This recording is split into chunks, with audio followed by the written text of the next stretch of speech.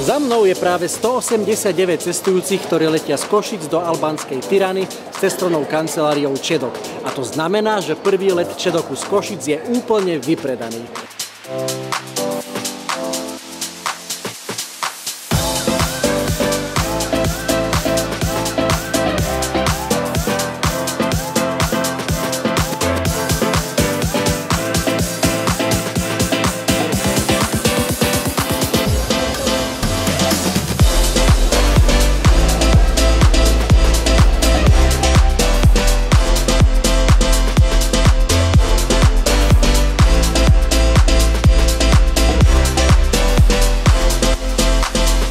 Vítame Čedok v Košiciach a želáme im veľa spokojných cestujúcich.